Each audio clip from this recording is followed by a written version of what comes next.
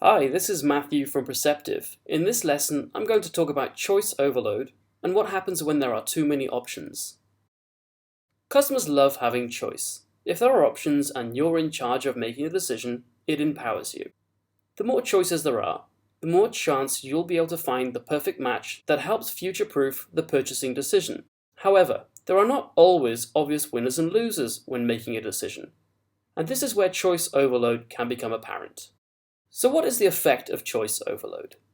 In this example, a company offers various levels of functionality across 5 options, each at a different price point. As more choices are added, it becomes increasingly difficult for the customer to compare each of them, and they start to have problems understanding its benefit. Typically, customers are most comfortable comparing 2 or 3 choices.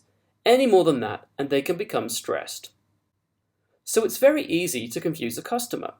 In our example, each option offered something different, and although they may not have needed these features now, customers often consider future-proofing their purchasing decisions by adding features that are not essential to them, making the comparison even more complicated. If they can't rule out options, they will start to procrastinate about the value of each, and no real winner will emerge. So, instead of making a purchase, they will walk away or delay the decision for another day.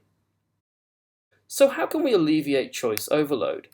Choice overload is made worse by poor layout. Customers rely on context to understand the options. So if you have a lot of options, ensure you group major options together and keep the elements of each option aligned in such a way that it's easy to compare. If there are key benefits to one particular option, emphasize it so the customer can immediately decide if that's a benefit to them. It's best to use short phrases or single words to describe each option, because it's extremely difficult to compare long sentences, especially if you have more than 3 options. If possible, assign each option an image. It's been proven that we make decisions easier when images are used to describe each choice, but it also helps the customer have something to use as a mental image of the product.